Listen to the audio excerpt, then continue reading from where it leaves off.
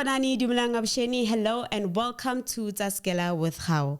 My name is Kgau, but you guys can call me KG. What it do, baby? I am your host with the most, doing the most. In today's episode, we are talking everything animation, creative directing, YouTube, when podcasting, illustration, everything that you want to know about the creative industry. Today is the day.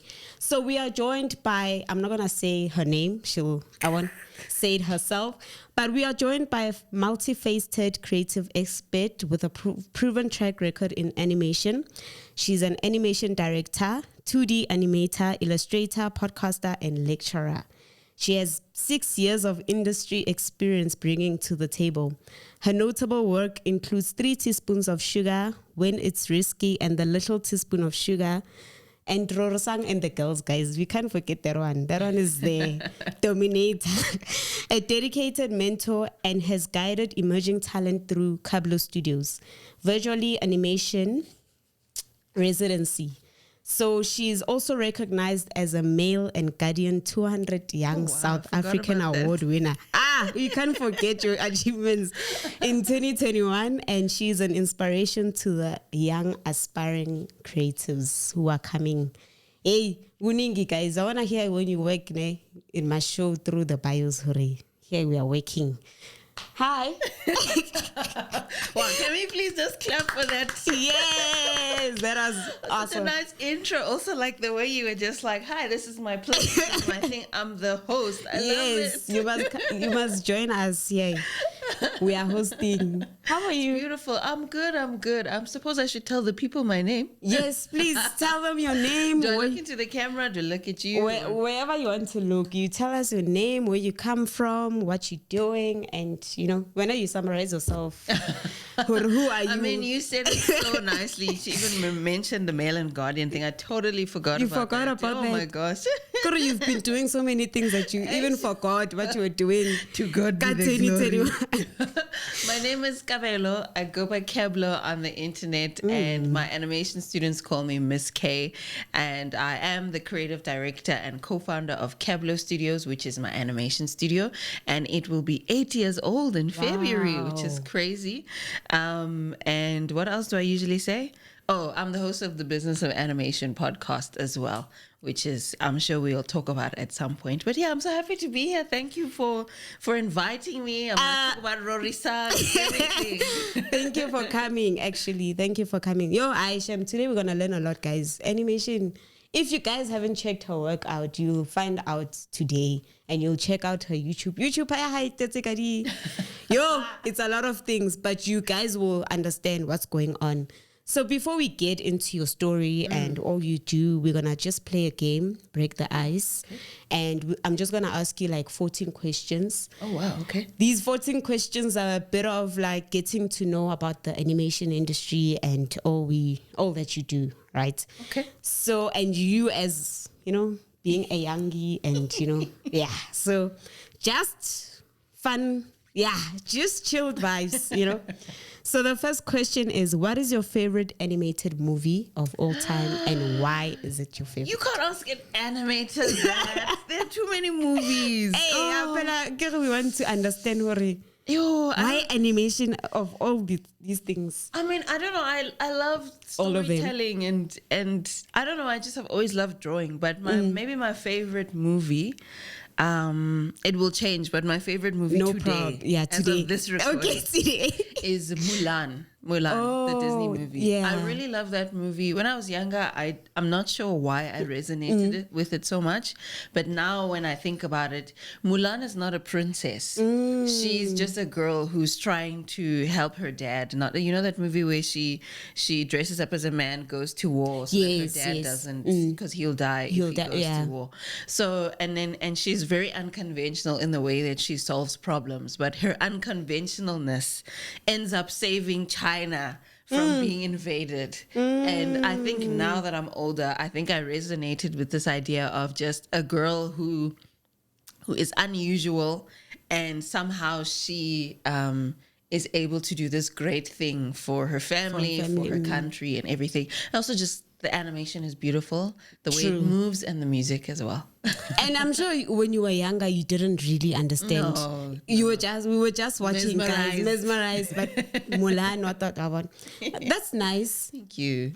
So the next question is, which animation style do you enjoy working with the most? Is it 2D, 3D, or stop motion?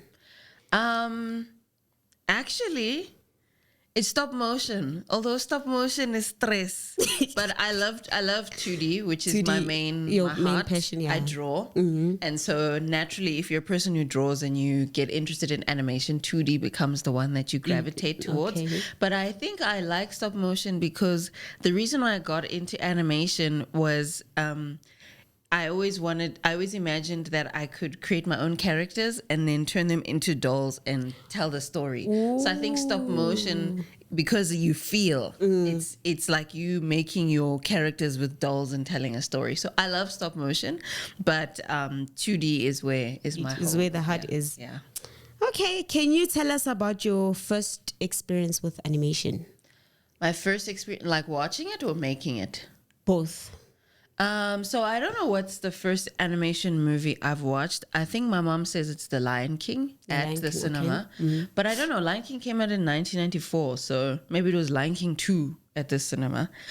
So that might be the first animation I watched. But the first animation I tried to make in high school, I used to draw where I wasn't supposed to draw, like in my maths textbooks and stuff like that. Oh, yes. But honestly speaking, when you say that, a lot of you guys, when you tell drawing enthusiasts, you always draw any chance you get, you draw. Yeah, everywhere. We like that. There's that one child in your class who that's the art. My guy. sister. Yeah. Anyway, you even the books or textbooks, you'll find a piece of drawing. So you know why? In your textbook, if you do a drawing on the corner of each of your pages and then you flip it through, then it looks like it's moving. Yes. So I think once you discover that, those of us who like animation, that's the thing that you're hooked on. So probably that's my first experience trying to make animation, is doing this little flip book. And then I used to make little animations on Windows Movie Maker on my mom's computer. I would take photos of my drawings and then try to make animations that way. It was very, very clunky, but that's how we started. Guys, I can't even draw. When you talk about drawing, my drawing is always, kind of was that game, the word game. Hangman. Yes, that's the only thing that I draw. Circle, stick, clunk. But those games are the most fun to play with people who can't draw. Because then you really have to pull out of your imagination. People who draw, they're useless because they're overcomplicated. What is the best way to just draw a circle and we'll catch. No, you guys want to make things, Nje. But your guys, drawing is actually a nice gift, hey? I agree, Shem. Okay, what is the best part about being an animator, in your opinion? I think it's seeing your ideas come to life. Yes. You make a drawing of your character, Rorisang. Yeah. And you see your character move. Yeah. And you're like, oh, it's alive. I think that's the best part of it. Do you ever have those moments where you're just like, is that really, did I just do? Every time we finish a project, I'm like, really? Did we actually do that? Make wow. This? Wow. Yeah, every time. My most recent drawing is always my favorite drawing also, because I always see a little bit of growth each time. Wow. Yeah. And then what is your biggest inspiration in the animation industry? Wow, that's such a broad question. My biggest inspiration, I think my overall intention is to show people that you can. So I suppose what inspires me is like my students and other people who might want to do this thing, but your parents say, "Dipopai, what do you mean?" Like my grandmother was like, "Ngwana doctor." One of my grandmothers was like, "Ngwana doctor, what do you Dipopai?" It was like, so for those people who want to do this, they don't even have a name for it. They don't even know it's animation that they want to do. I honestly am just trying to make my own films and TV shows just to show people you can. Go, I will make a film, I'll make a TV show, we'll do Male and Guardian. You do better than me. Wow. That's honestly what it is. Yo, I'm glad there's people like you because, hey, we need the inspiration, eh? Thank you. Yeah. Thank you. Praise the Lord. The sixth question, can you share a memorable moment when you felt like your work was making an impact? So my first short film is called 3 Teaspoons of Sugar. It's about diabetes. So we recorded my grandmother's voice, my aunt, because they were living with diabetes. We turned them into cartoon characters. Wow. And we showed their story, how they were struggling, how they were improving. And what happened was then, before the pandemic in 2019, we had our own premiere for the short film and everything. And we, because it's a medical animation, we also had nurses there who were checking people's blood sugar levels and stuff. And afterwards, we also had healthy food there after watching the film. And we did a Q&A when the film was done, and people were like, you know what, this thing really made it more accessible, easier to actually understand diabetes.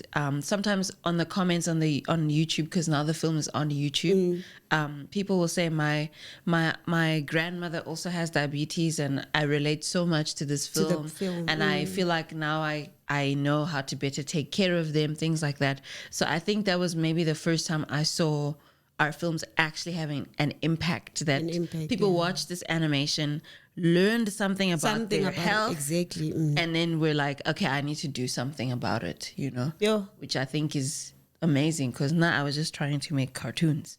I didn't think I would be doing impactful stuff. Yeah, I think it is very impactful, because obviously there's some of us, we can't really read that much. So when you see these bombastic words, Tabo doctor, you don't even understand what's going on. So showing it by cartoons and something that people can understand is actually quite.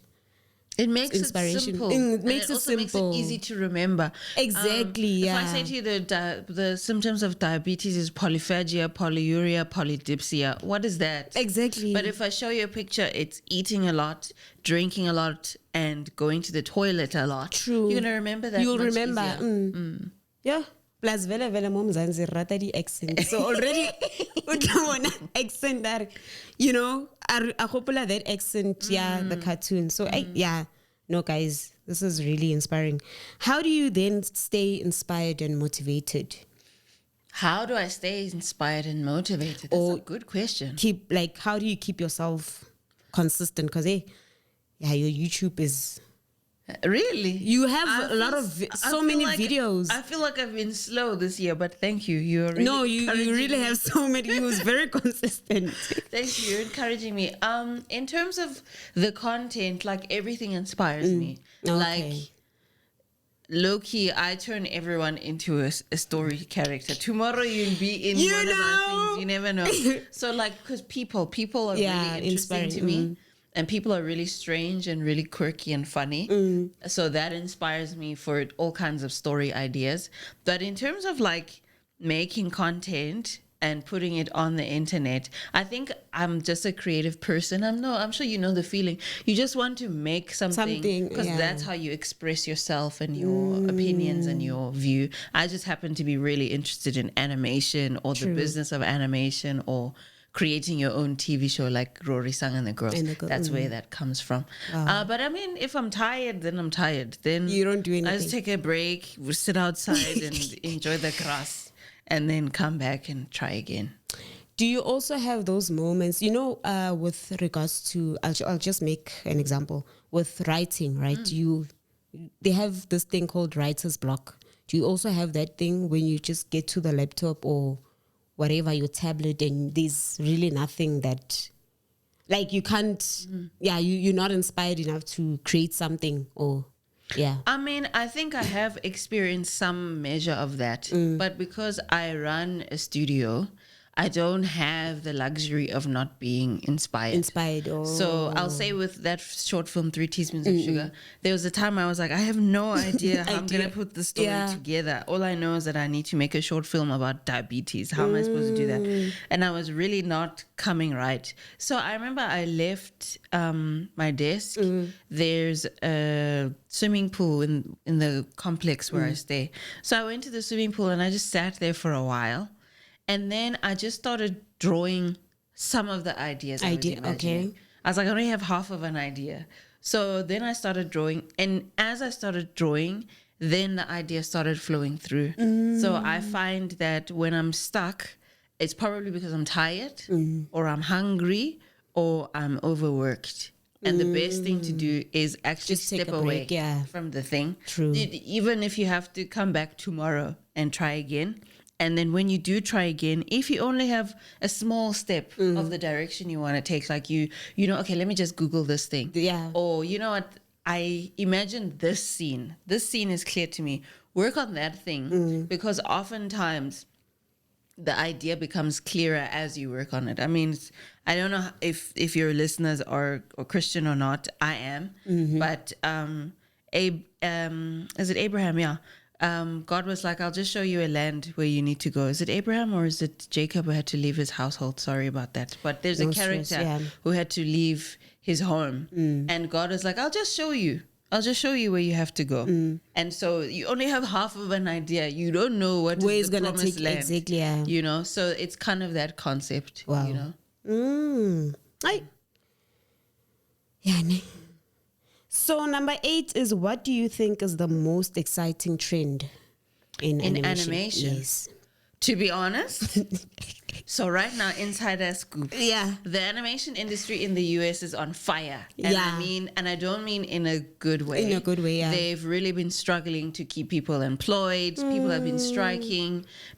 For them to not have employment for a year is like a disaster. Wow. For us as Africans, we know what it's like for people to struggle and look for a job. True. So while we sympathize with their pain, we're like, hey, we have our own problems, exactly. You know? But because of that, because the US industry is on fire and really struggling to kind of get back to itself, for us, it creates a lot of opportunity for African people just to make their own stuff. Whereas whether it's a 5-minute thing, a 2-minute thing, a 20-minute thing, because now the information is easier to access because of the internet. We have better access to software. There's some free software out there. For me, that's a trend that I'm starting to see. I'm seeing Nigerians make stuff. I'm seeing people from Malawi make stuff. Not Malawi, sorry. Uganda make stuff. I'm seeing people from, what's this country that's right here? Botswana. Not Botswana, but there are people from Botswana. Why is it escaping me? Ghana. No. The ones that are on the border with us. Yeah, the studio that I'm thinking about, Zambia. Zambia. I'm like, why am I struggling? I'm seeing people from Zambia make their own stuff, Nigeria make their own stuff, and from South Africa make their own stuff. So in terms of Africa, I'm seeing a trend there. So that's what I'm very excited about. Don't you think maybe it's because a lot of African people are now more exposed to the industry and the hands-on, and now I think so. We're no longer we're looking at the US, but like the shift is now on African people. I think so. And I mean, you can attribute it to things like Black Panther, where everybody realized, you can make a movie with Black people and it's successful. And it's like, we've been watching other people, other ethnic groups be successful. Why not us? Exactly. So you could maybe say that was like a big catalyst.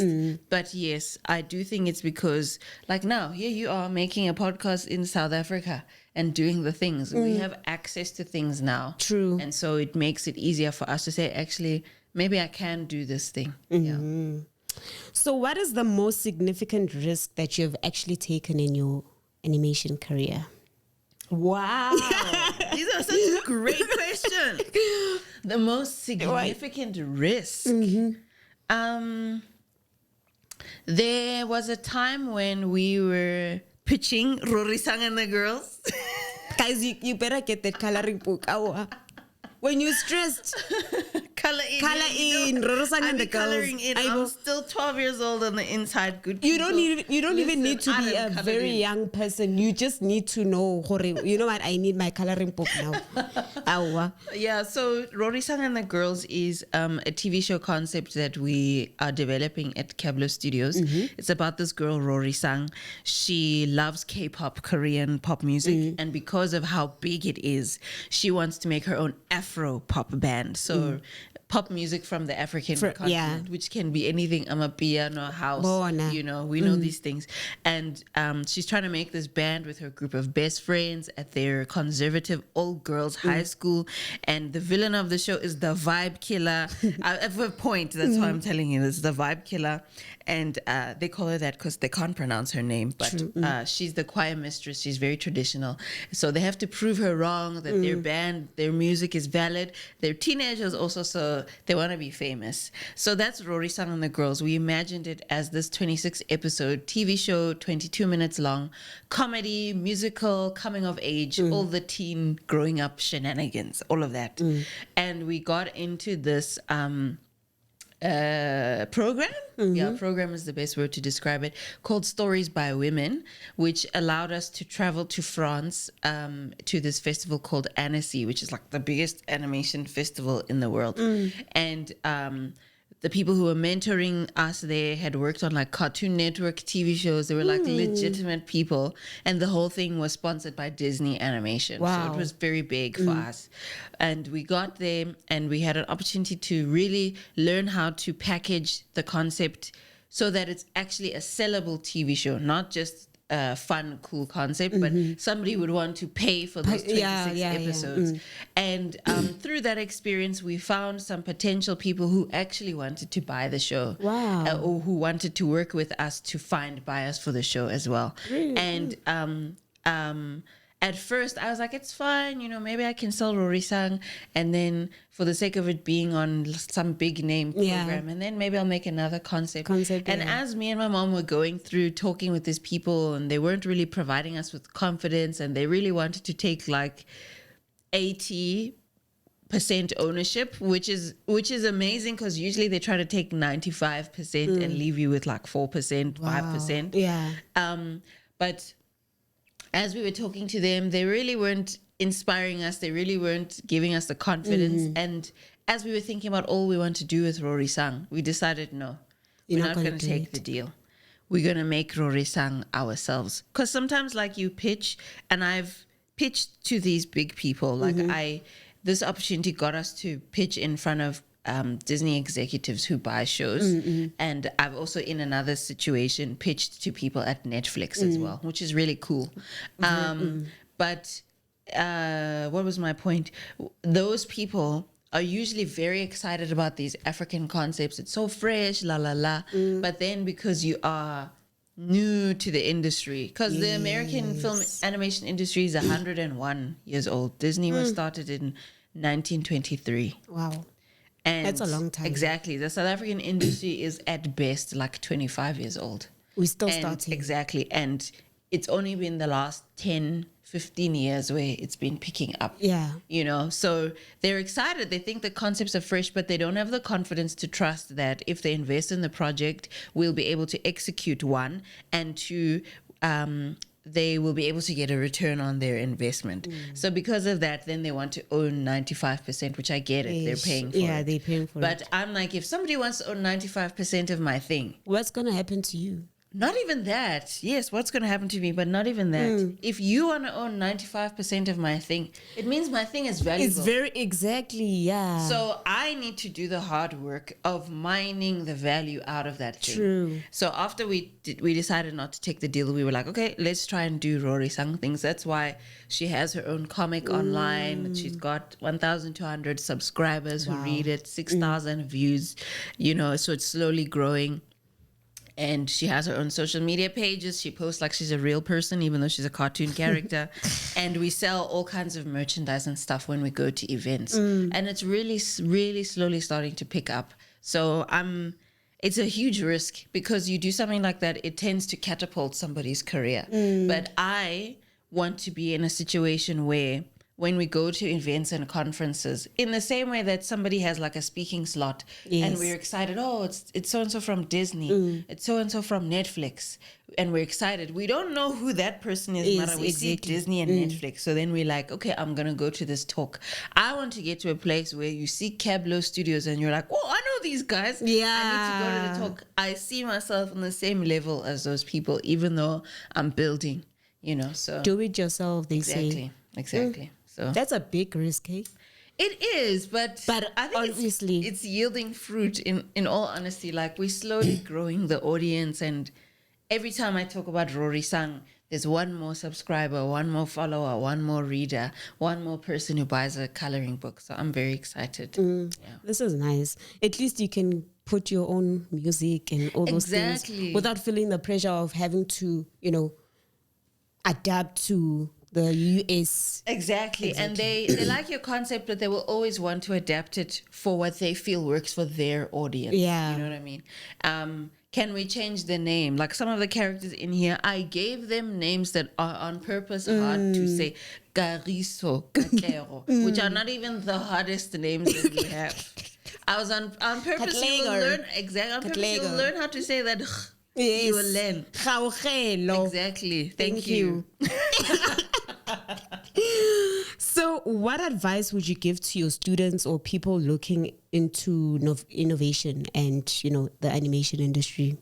Well, it really depends on what they're trying to do. So if somebody is trying to do what I'm doing, like make their own business, the advice is different from somebody who's trying to land a job or somebody who is just trying to make their own film, but not necessarily trying to make their own business. But I think overall, in a South African context, if you want to get into animation, you must know that you really have to be driving yourself in this thing. And normally I share other advice, but as I was saying this, I'm like, actually, let me share this advice first. You really have to be motivating yourself because, one, your industry is young compared to the rest of the world. Your favorite TV show is probably Japanese or American or Canadian. So the industry is international. And so you need to realize that, okay, I'm joining an international industry, even if I'm doing it here in South Africa. True. One. Two, it might be really hard for me to get into it because sometimes family don't understand what you're trying to do. True. They don't understand that you can make a career out of animation. Yes. They would rather you do something else that's a bit more stable, that they understand, that they've seen examples of. True. So you need to really be motivating yourself in that way. And then the other advice that I give is like, choose yourself.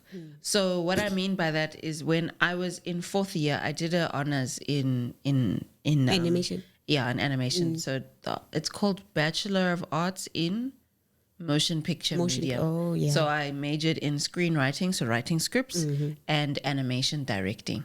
And when I was in fourth year, I did the fourth year because I couldn't find work. Even though I would get interviews, people would say, no, you're too much into animation. So they wouldn't take me. What kind of an excuse is that? You know what? I don't even know if I should even name drop. No, don't name drop. But this internship was for everybody in film, and I guess they wanted people more in live action than in animation, maybe, which is fine. Yeah. But because I couldn't find a job, I found out, it's like 200 and something rand to register a company. I think it's now like 150 or something like that. It's much cheaper. So I said, okay, if I register a company, I won't be unemployed. Wow, what a very good consolation, eh? So that's what I mean by choose yourself. Sometimes you have to hire yourself, quite literally, find work for yourself. I'm not saying start your own company, but try and approach people who you think you can do things for them, who you think you can. I used to do wedding invitations for my family. Like my one aunt asked me to create an animated wedding invite. I used to do that. I used to make Christmas cards for my mom because she's a doctor. So I would design Christmas cards for her to email to people. And I did invitations for a long time. A long time. Before I did, well, a long time in relation to Cabelo Studios, it was like a year or so Okay. before I did the studio. Yeah. So sometimes you have to choose yourself in that way, like hire yourself to do certain work, or in the case of our first short film, we needed a way to prove to people you can tell medical stories and still make it interesting. So that other people can hire us to do that for them. So we had to make a short film to prove that. So sometimes that's what it means to choose yourself. But yeah, you really have to push yourself in this industry. Nobody's going to be saying, did you draw today? No. It's not like algebra where they're like, did you do your algebra homework? No, nobody's going to be saying that to you. You have to improve on your skills on your own. And two, you must choose yourself and hire yourself if you have to. Better make the opportunities. Exactly. Don't wait for the opportunities. Exactly. Can you walk us through your creative process? Like when you start, what are you thinking? What's the first thing you do before you draw or plan or, animation? Yeah. So I think I have my sketchbook in there even. Okay. But depending on the project, whether it's my own idea that I want to explore or something from a client, Okay. oftentimes I'll still start on paper and brainstorm different thoughts and ideas. And either I'll be writing down my ideas or sketching some ideas, some images that are coming to mind for the concept. And once I've got a little bit of an idea of what I want to make, and it gets very excited. I'm like, oh yeah, I can do that. Yeah. I can get very excited when I do that. Then I will start looking for references. So I'll start looking for things to help me to design stuff a little bit more accurately. And many a times when I have an idea for a story, it's usually a character. So once I've got some sort of idea, I've kind of pictured what kind of world they live in, what sort of challenges they're going to overcome, what that character really wants to achieve. I've written that all down. Then usually I try to find what my character looks like. Life is lifing. Yeah. Yeah, so once I have thought of the story, I usually try to find what my main character looks like, because then after that, I know exactly who this person is. Then I can have fun figuring out how does their house look like? What does the school look like? If it's a city, what does that city look like? But until I figure out what my person looks like, nothing else, there's no like anchor. So I will look for references for hairstyles, especially because I do black characters. I love like figuring out how do I make braids look like a cartoon character, or Afro hairstyles. I love figuring out, because there's no reference for how to draw black characters. Do you know what I mean? So it's very fun figuring out how do I do a cartoon version of what's that braid hairstyle that's popular right now? Cornrows, but like also those box braids. Yeah, the braids with the curls, French curls. Oh, French curls. That's very popular these days. So I'm like, how do I do this in cartoon form? So once I figure out my character, what my main characters look like, then I'm like, okay, ready to go. And because now I have a team, I don't have to think of everything myself. I can give them some ideas and a direction for where to go. And usually I will draw on top of their drawings to correct or to say, no, make the hair longer, or no, let's give this character high heels, or let's make this character more full-figured, or whatever. And after we've come up with the character, then I storyboard. That's where I do like a comic book version of the story, shot by shot. Then we plan exactly how the story flows. And after the storyboard is the hardest part. It's the hardest part because you really have to make sense of what was in here. Yeah. But after we storyboard, then it's actually a lot smoother because now we're just making that storyboard more refined.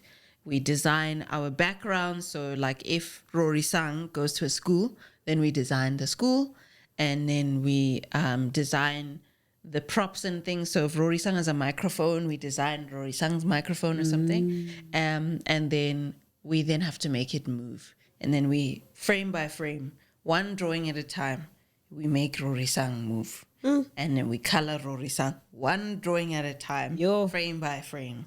And then we add sound. We add Rorisang singing or talking, and then we put it all together as a final finished film. And just for those who need to be made aware of what you're actually taking on when you say I want to do animation. Animations can be made at 12 frames per second or 24 frames per second. If you don't know, it means you need, 24 drawings to create 1 second of footage. It's painful. You need to have emotional endurance. A professional animator can do about 3 to 5 seconds of animation a day, sometimes more. So I think our fastest animator can do like 5 to 12 seconds a day. He's very fast. I don't know how he does it. And that's not colored in. It's just rough. You have to outline and then color it in. So that's why when you look at the end credits of films, it's like hundreds. A lot of people. You need lots of people to do this. That's why a movie can take 4 years to make. Because all you're doing every day, week by week, is one drawing at a time. To make sure it's... Exactly. Yeah. You need lots of endurance. Me. I'm scared. Okay, this one I asked it for creative blocks and setbacks and stuff like that. So we are learning, guys. I hope we are learning. Vela, we wanted to ask you your journey as an animator. Okay. I mean, Cablo Studios did not just happen today. It took a whole process. You went from going into university, you were a lecturer at some point. How did it start? So from the very beginning or just the studio beginning? From the very beginning. So I have been drawing my whole life. My mom says I used to draw in her medical textbooks. She said there's nothing like opening a textbook and then you see someone has drawn right over the thing you were looking for and you can't read it. So I've been drawing my whole life. I don't know what my first drawing ever was, but there is this one. I always use it when I do talks. It's this drawing where it's basically a stick figure and she's standing on some other round stick figures. You know those tires in the creche, those ones that are cut in half? So it's supposed to be me on those tires. Wow. And then next to that drawing, there's a blue blob situation. I think I tried to draw another girl and it didn't work out. So I just colored it in. And then as you know, the sun always has sunglasses, always one of those. So that drawing's from 1999. That's a long time ago. Yeah, from creche. So I've been drawing my whole life. And how I really got interested in animation is from watching behind the scenes on DVDs. So I used to... My mom and I used to hire DVDs. When they used to hire... So we never really used to go to the cinema a lot because she's a doctor. So the weekends were for resting after a hectic call or something. So we would hire DVDs. She would pick out her film. I would pick out mine. I watched all the films in the kids section of the DVD store. I'm sure of it. And we come home and I used to watch bonus features where they show you how movies are made, both live action and animation. That was my favorite thing. Like I loved after you watch the movie, then after they show you deleted scenes or they show you those what do they call them? Feature bloopers. Yes, bloopers. Yeah, bloopers. I loved watching that stuff because then it made you realize, these are made by people. This is not magic. Oh wow, you were so deep, eh? Exactly. So I used to watch that, and then there was this one for Finding Nemo, where they were showing how they make water. It was 3D animation, but they were showing how water is made. And I don't do 3D, but just that. Like seeing that, I was like, what do you mean? This is how we make the water. Now, because I'm 11, so maybe I didn't think about it like that. But when I think about it, I'm like, it's made by people. It's not magic. I also want to be this. I don't know what this is called, but I want to do this. And so my mom thankfully took me seriously. In the background, I was always drawing. I still have some of my oldest drawings. Always drawing. I always used to sign my drawings. My mom, when neighbors and stuff would show up, I remember this other white lady was the one who said, you must start signing your drawings because you're an artist. And then my mom started saying, my daughter's an artist. Hey. My mom always started saying, my daughter's an artist. My daughter's an artist. She'd always say that. And then... as I got older, I realized, it's animation that I want to do. Not because at first we thought it was cartoonist, like, you know, was that hero and all of that. We thought it was that, but it's like, no, moving Animation, pictures. moving pictures. So it's like, oh, it's animation that we want to do. Then I started buying books. I got a book called Drawing for Dummies, and everyone was like, but you know how to draw. Why are you buying this book? And it's like, because I don't know the fundamentals, okay? I don't know how to draw muscles. Like, I don't know. Hands are so hard to draw, you know? So I remember having books like that. I remember having a book, How to Draw Manga. People always say, don't use those books, but, you know, use whatever you have. Use whatever you have. You know? And then thankfully, my mom and I actually got to visit Disney World 3 times. So we went to the one in the US, and I went alone with a school trip. Then I went with my mom and in the one in Paris. And then and then we went to Universal. That's the third place. So we went to Disney twice and Universal Studios. But anyway, when I was in high school, we got an opportunity to travel overseas and visit a bunch of different places, but one of them was Disney and Universal Studios, just to see the theme parks and everything and just get exposed to the film industry. We also visited a university in California called Cal Arts. That their animation department was started by Disney because they needed to train people. They didn't have enough artists. So they said, let's start an animation department there. So we went there, and it was like the beginning of starting to figure out what I'm going to study and where I'm going to study. I ended up studying in Cape Town, not in the US, which is actually fine. But once I finished high school, and in high school, I did animation I did art as a subject, but I also did accounting and physical science. So accounting was, me and my mom, it was a battle. She said, if I have to do art, then I have to do something, her subject. Yeah. So we chose accounting. It was a battle. And also physics. And I only chose them just in case animation was just a stage, just a $1. Oh, now you were also doubting. But you know what, ne? I understand you, because sometimes parents can be, like, the pressure they put in can be to the point where you start asking yourself, why am I also, like, thinking about these things? Am I going crazy, or is this even possible? You know? So I understand what you're saying here. Yeah, so that's why I did physics. And just like side note, my mom's a doctor, my dad was also a doctor. So genetically, I'm supposed to be a smart person. Yeah, I was even wondering, your mom is a doctor, but when animation, how? We're going. You really turned. I really just. You really ignored the medical field. You're just like, you know what? I don't want to be dealing with this. No, I'm too sensitive. I don't think I'd be a good doctor at all. I'd just be sympathizing with their story instead of healing. Crying them. Instead of. And no, I'd be a terrible doctor. So after high school, then I went to study animation. I went to AFDA in Cape Town. I don't think they have an animation program anymore. I think Joburg still has one. Oh, yeah. But yeah, that's where I went to do animation. And I did other subjects as well. I did video editing, film editing. I did sound. You know those people who hold the sound? Yeah. I was that guy. I did sound. I did music performance, stage performance, acting, producing. So like the people who budget and everything. And then animation directing and writing. And me and my friends really taught ourselves animation, even though we were in university. Yeah.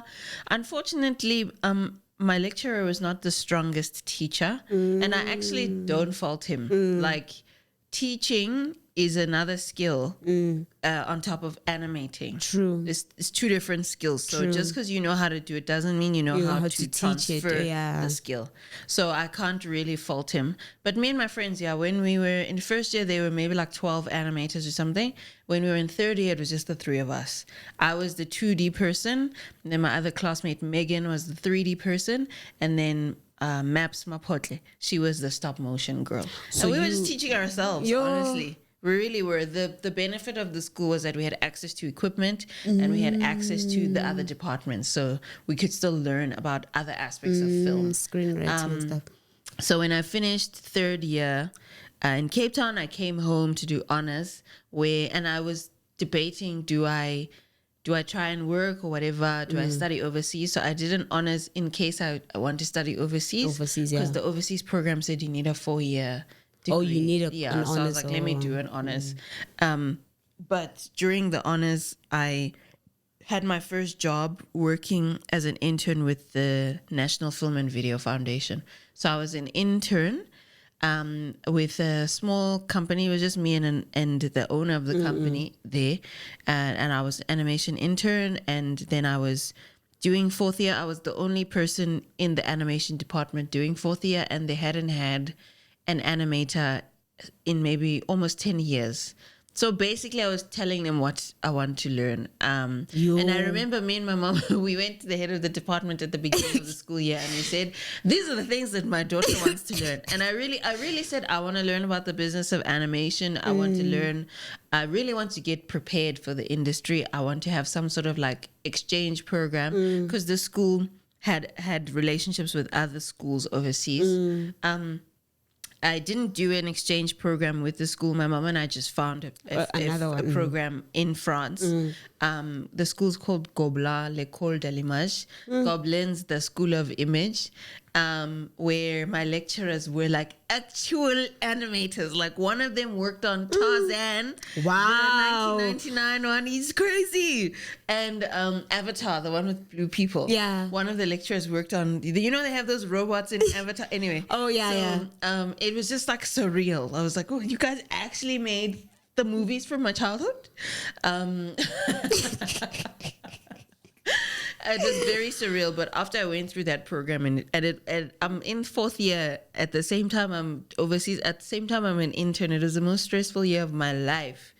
But after I went through that program, and it was just just over 2 weeks, animation summer school, I felt like a real animator. Like I really felt like I could actually animate.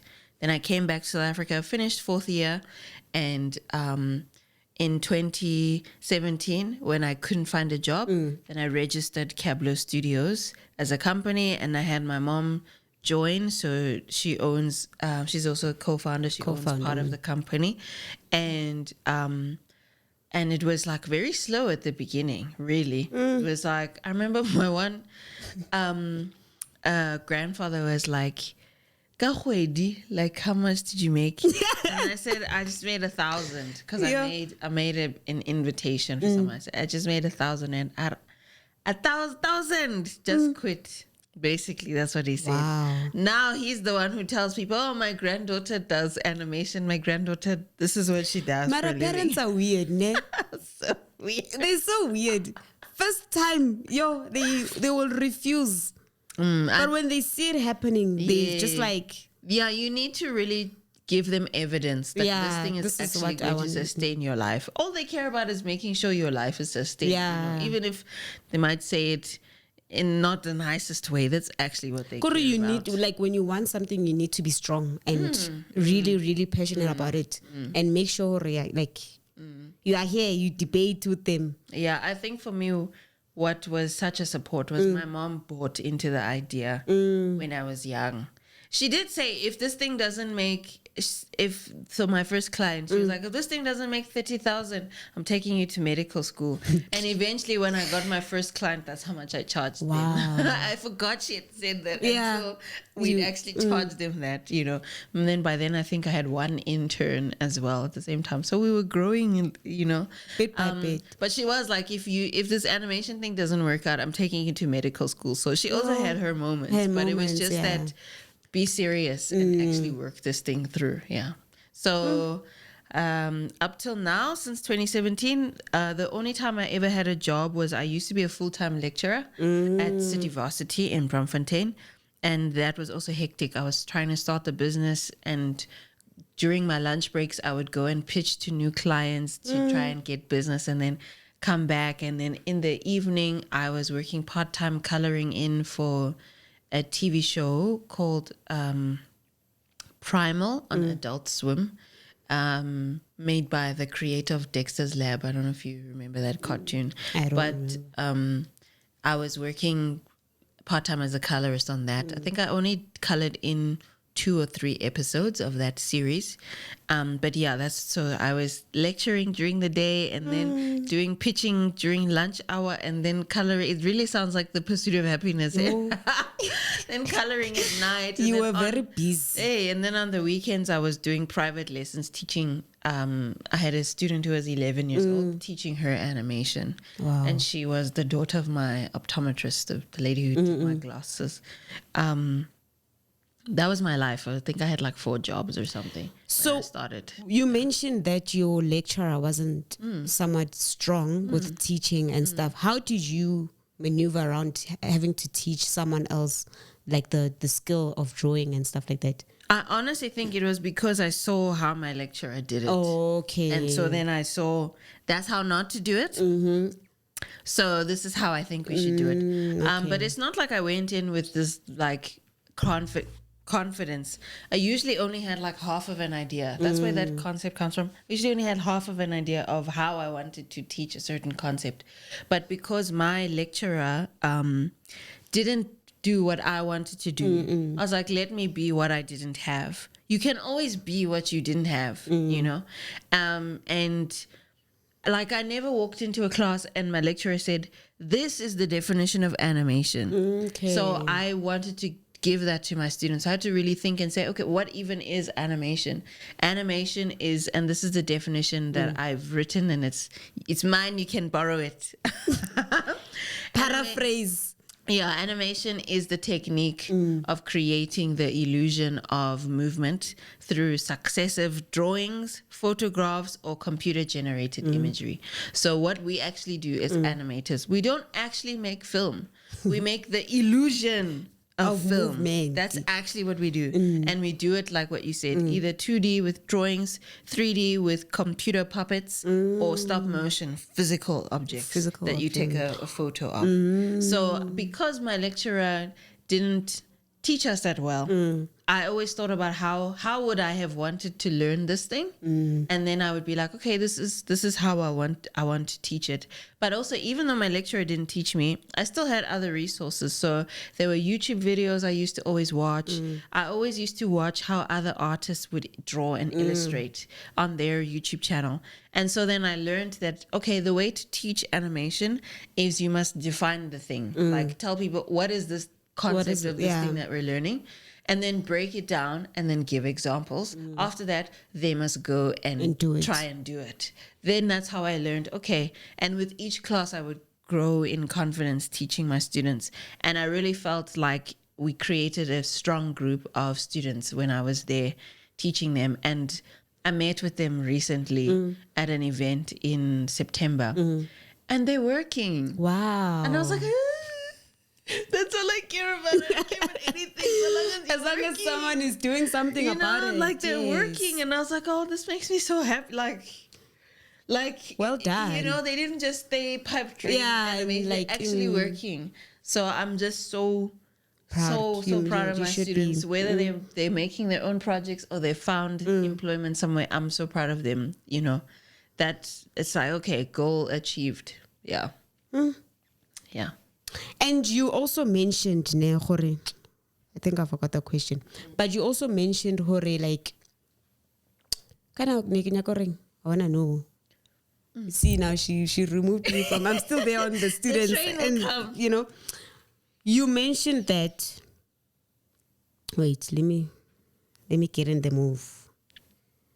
Okay, no, it's fine. We'll get back to the question. Okay. Because now I forgot. Now she was busy saying her students, you know, I was still there. It got you. Yeah, it got there. Because I'm like, no, it's nice when you do something and you teach someone or you know, doing that. And then next thing you find them being successful or like getting there, you know. And then you're just like, oh, you also have to be proud of yourself, eh? Thank you. You must glory to God. pat yourself in the back. Wait a king. So, okay, these ones I asked you. How do you then think your academic studies actually helped you with regards to your business and your animation, like the skills also? Okay. Well, for sure, they exposed me to other parts of the industry, not just animation. Okay. So because I went to a film school, then I learned about video editing and sound design, and producing. And acting also, because cartoon characters are also actors. Acting, yeah. Do you know what I mean? So because of that, I still use those skills even now. Like, I'm the one who edits all of our YouTube videos. I'm the one who edits the not you being surprised. I'm like, I am a video because editor. editing it's really, I feel like editing is the most important thing out of, having the video, because it's so complicated and you really need to. So I'm like, Yeah. You really need to know how to make things make sense. Yeah. That's what an editor does. They know how to put ideas together, keep your attention, have the things flow from one to another. And my editing lecturer, I'll always shout out Mr. Leach. Mr. Leach was the best lecturer. He taught us, he was so passionate about editing. And that's also what helps me to be a teacher. You need to remembering your my best experiences, your teachers, best teachers. and then doing what they did. But then also, you must be passionate as a teacher. So he taught us how to organize our files so that we save things neatly. I am very, very particular about file saving. It is not for you. It's for your neighbor and for your future self. Don't catch yourself labeling something shot 68 version 5 for real, final for real. I mean it XYZ for real. No. Is that you imitate? Never. Yeah. So never save your stuff properly. If you have to have 25 versions of the thing, save 25 versions. It's fine. Your future self and your neighbor, meaning your team member, will thank you for good file management. So that exposure to different subjects in film school, I still use those skills today. And then because I have an honors degree, when I was applying for teaching jobs, then I was qualified to teach somebody who is undergrad. So if I want to teach someone who has honors, I have to go get a master's. And if I want to teach someone who has a master's, I have to go get, masters can teach masters, but if I want to go higher, then I'd have to get a PhD. Low key, I'm trying to be so successful that one of these universities just gives me an honorary PhD. Wow. Oh, wow. Oh, wow. Oh, wow. You can quote me in future when it happens. It will happen. It will definitely happen.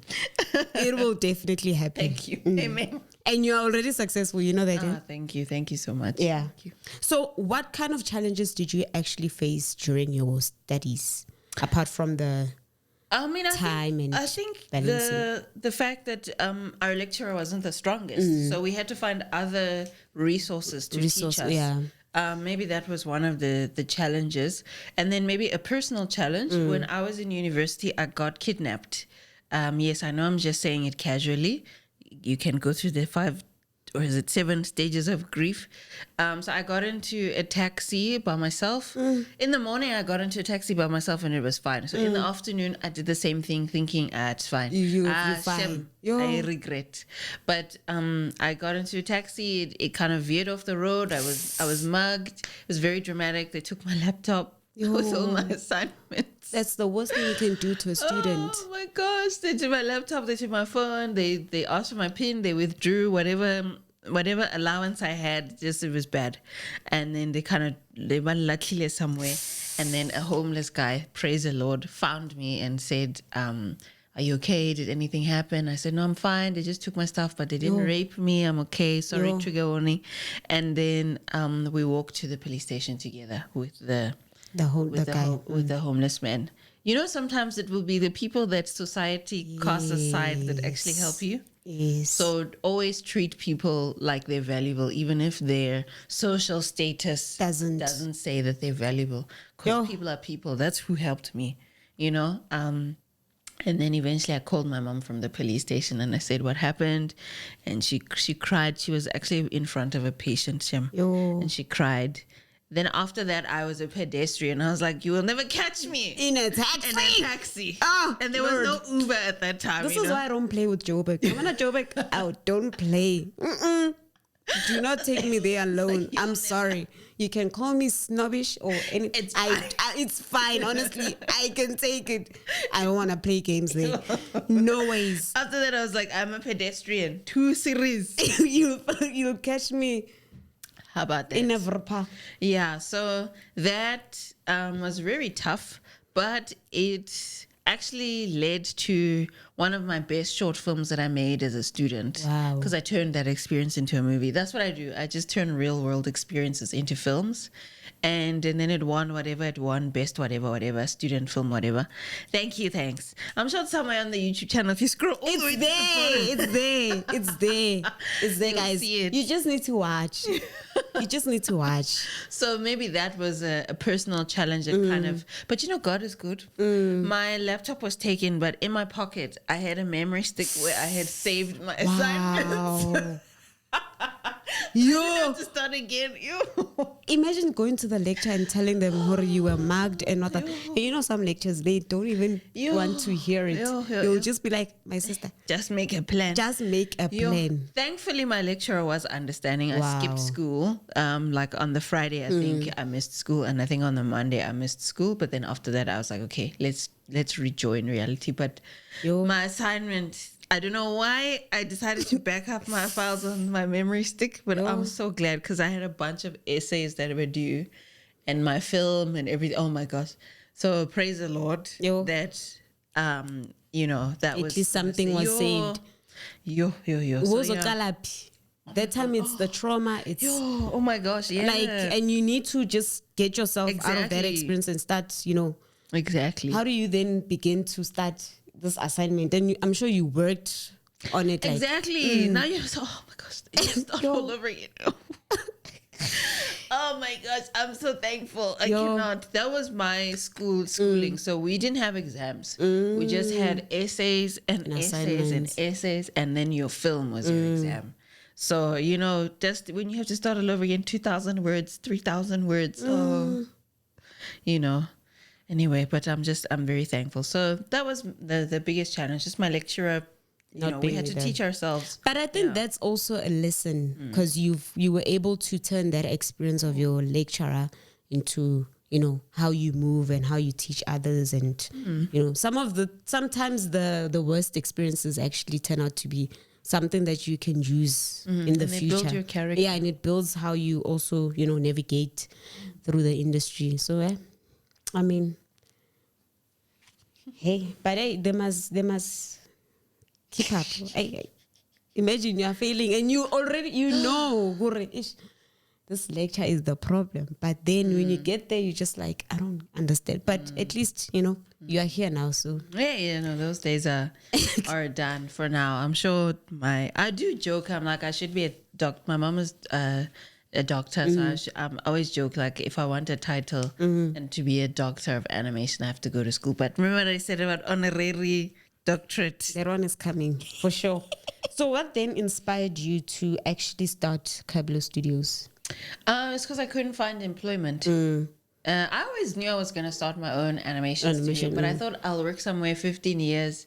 Then I'll start my own business. Okay. Shim. Hey. God was like, today. Let me hire myself. So I couldn't find a job. My name, Kabelo, the nickname Cablo, is an artist name I've had since high school. So because of that, I used to make silly YouTube videos. Those ones are not public anymore.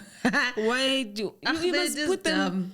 They're these videos where I used to edit clips from my favorite anime with music, and that's how I learned what video editing is actually. So I used to just download. How were we even downloading clips before? But I used to download clips from the internet and then edit them with music and then put Kgau Studios production. You were manifesting. Yeah, that you girl were really did not know. She did not know that that's what she was doing. So that's where the name Kgau Studios came from. Yeah. So it's just my name with some interesting spelling. That's all.